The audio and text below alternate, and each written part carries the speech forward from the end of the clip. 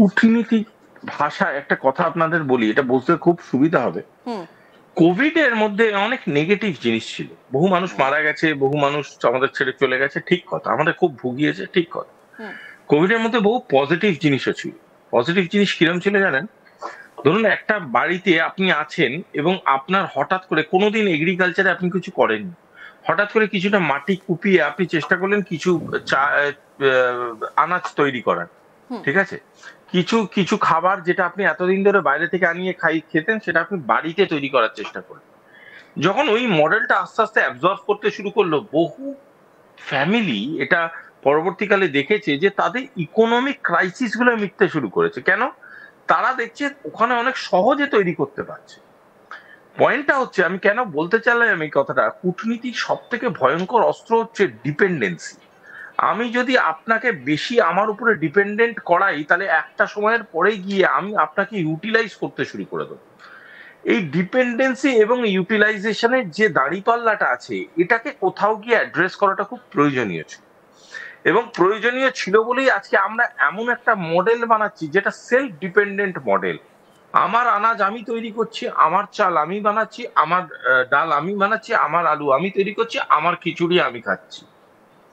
আমাকে তার জন্য কোনো স্টেট অফ কম্প্রোমাইজে যেতে হচ্ছে না কোনো অন্য মানুষের সাথে, এবং কোনো ইকোনমিক টাইজ করতে হচ্ছে না অন্য মানুষের সাথে, যাতে করে সে আমার উইক পয়েন্ট গুলোকে চেপে ধরে, আমার নার্ভস গুলোকে চেপে ধরে, এবং চেপে ধরে বলে আমার তোমাকে এই সাহায্য করার বিরুদ্ধে বা বিপরীতে তোমাকে এই কাজটা আমার জন্য করে দিতে হবে।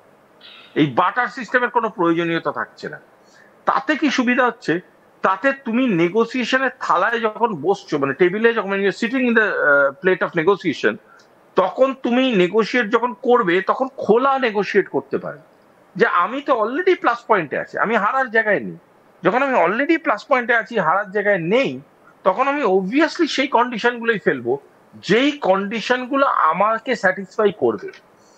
সেক্ষেত্রে দেশের জন্য, রাষ্ট্রের জন্য, রাষ্ট্র স্বার্থের জন্য অনেক রকম এইরকম কন্ডিশন গুলো জেনারেট করা যাবে, যেই কন্ডিশন গুলো আমাদের রাষ্ট্রের হিতে যাবে। সুতরাং এই কারণেই, কারণ আমরা জানি আমাদের মোস্ট রিসোর্সেস আমরাই তৈরি করি, তো আপনার থেকে আমার নতুন করে পাওয়ার কিছু নেই। সুতরাং আপনি যখন আমার সাথে ট্রানজাকশনাল মোডে আসবেন, তখন অ্যাকচুয়ালি আপনি সেই সেই কন্ডিশনস গুলোকে স্যাটিসফাই করবেন যেগুলোকে আমি চাই আপনি স্যাটিসফাই করুন। You got my point? So this is how it operates. So আমার মনে হয় এই যে মেড ইন ইন্ডিয়া, আত্মনির্ভর ভারত বা যাই নাম দিকটা কেন, এটা গালবড়া, মেন এটার উদ্যোগ হচ্ছে নিজের সেলফ ডিপেন্ডেন্ট একটা স্ট্রাকচার এবং কালচার তৈরি করে, যাতে entrepreneurship, service industry, sales industry, distribution channels এবং এই এন্টায়ার স্টোরেজ লোকেশনস, এই এন্টায়ার প্রসেসটা ভীষণভাবে অ্যাড্রেসড হয়, এবং অ্যাজ এ হোল এই গোটা বিষয়টা অনেক অনেক বেশি পপুলারাইজ করা যায়, এবং ইকোনমিক মডেলে এটা ডাইরেক্টলি এফেক্ট করে। পাশাপাশি যেই সময় দাঁড়িয়ে আবারও এই পরমাণু বিষয়টা উত্থাপিত হলো, সংবাদ শিরোনামে এলো, সেই সময়কালটা কিন্তু বেশ তাৎপর্যপূর্ণ, কারণ কাউন্টডাউন শুরু হয়ে গেছে বলা যেতে পারে, পুতিন আসছেন, ঠিক তার আগেই আরো একবার উস্কে দেওয়া বিশেষ কি কোনো তাৎপর্য রাখছে? দেখুন, আমি আপনাদের আগে আমি এক বিদেশি চ্যানেলের সাথে কথা বলছিলাম, আমি এই সেম কথাটা বলেছি যে এনার্জি সিকিউরিটি খুব ইম্পর্টেন্ট একটা ভারসাম্য, খুব ইম্পর্টেন্ট ভারসাম্য বহন করবে। কেন? কারণ এনার্জি সিকিউরিটির উপর ডিপেন্ড করে economic and trade line. Economic and trade line বলতেই আমাদের সবাদের মাথাতে একটা RIC মডেল চলে আসছে, এবং এই RIC মডেলের যে ডিপেন্ডেন্ট ফ্যাক্টর গুলো আছে সেগুলো হচ্ছে কান্ট্রি, ব্রিক্স, G7, G20, এদের সবার যে ইনক্লুশন, এখান থেকে বহু দেশ আছে যারা ইনক্লুডেড হবে। অয়েল ইকোনমিক্স, অয়েল ডাইনামিক্স চলে আসছে।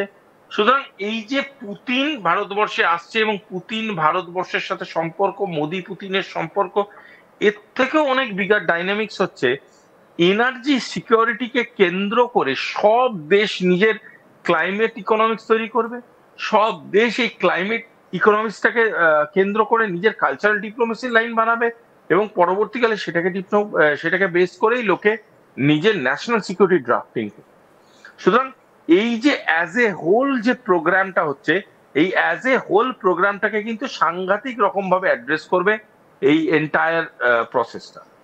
এখানে দাঁড়িয়ে বাংলাদেশের বিষয়টা আরেকবার সামনে আনতে হচ্ছে, কারণ বাংলাদেশকে মাঝে রেখে আমেরিকা যেভাবে ঢোকার চেষ্টা করছে। কেন বলছি তার কারণ হচ্ছে আমরা জানি ইতিমধ্যেই বাংলাদেশের এনএসজি তিনি রয়েছেন দোহাতে, সঙ্গে সিআইএ তিনি রয়েছেন দোহাতে। আর এই যে সফর যার কোনো উল্লেখ নেই সরকারি নথিতে, অদ্ভুতভাবে সেখানে হচ্ছে কোনো একটা বিষয় হচ্ছে কিন্তু কেউ জানে না। আর দোহা কেন ইম্পর্টেন্ট সেটা আমরা প্রত্যেকেই জানি, আমেরিকার যে এয়ারবেসের খবর প্রত্যেকে আমাদের জানা রয়েছে।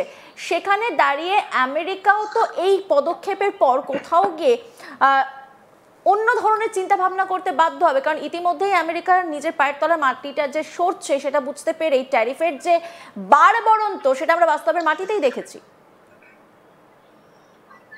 দেখুন, আমি দীর্ঘদিন নিজে দোহাতে ছিলাম। আমি দোহার একটা কালচার আপনাকে বলি। দোহাকে বলা হয় ডিপ্লোম্যাটিক কফি শপ। আমি ডিপ্লোম্যাটিক কফি শপের কথা আগেও আপনাদের চ্যানেল এবং বহু চ্যানেলে বলেছি, যেখানে কোনো নির্ধারিত ডিসকাশনের জন্য, কোনো নির্ধারিত মিটিং করার জন্য রাষ্ট্রের কোনো নির্ধারিত জায়গাকে ব্যবহার করা হয়। সেরকম ভাবেই সিঙ্গাপুর, ব্রুনাই, দোহা এইগুলো হচ্ছে কফি শপস অফ ডিপ্লোমেসি বলে। এবং Doha is undoubtedly costliest city of the world বলতে পারেন। এবং সেখানে আজকের ডেটে দাঁড়িয়ে এরা আছে মানে অবশ্যই কোনো একটা ডিসকাশন চলছে। এবং ডিসকাশন কি নিয়ে চলতে পারে, আমার কাছে যতটা আমি ডিপ্লোম্যাটিক নেগোসিয়েশন সম্বন্ধে পড়াশোনা করে জেনেছি, আপনাকেও তো কিছু দিতে হবে। আমি যে দেব আপনাকে, আপনাকেও তো কিছু দিতে হবে। সেটা কি অফার দিতে পারে? এই বাংলাদেশে যে এনএসএ গেছে সে কি অফার দিতে পারে? বাংলাদেশের ল্যান্ড ছাড়া, বাংলাদেশের টেরিটোরিয়াল ইউটিলিটি ছাড়া আর কি অফার দেবে কাউন্টার অফার হিসেবে? তো তখন তারা বলবে আমরা আপনাদের বন্দরে জাহাজ লাগাবো বা আমরা আপনাদের বন্দরগুলোকে ব্যবহার করে আমাদের ট্রেড রুট তৈরি করবো। Water is a international maritime subject. ওয়াটারটাকে ও ইচ্ছা মতো ছেড়ে দিতে পারবে না। আরে বাবা, জল দিয়ে না এলে বন্দরটা কি ব্যবহার? দ্বিতীয় জিনিস হচ্ছে, আজকের ডেটে 3 দিকে বাংলাদেশের ঘেরা হচ্ছে ভারত। ভারতকে ইনক্লুড না করে ওরা যাই ট্রেড ইকুয়েশন বানাক না কেন সেটা ওদের এগেনস্টেই যায়।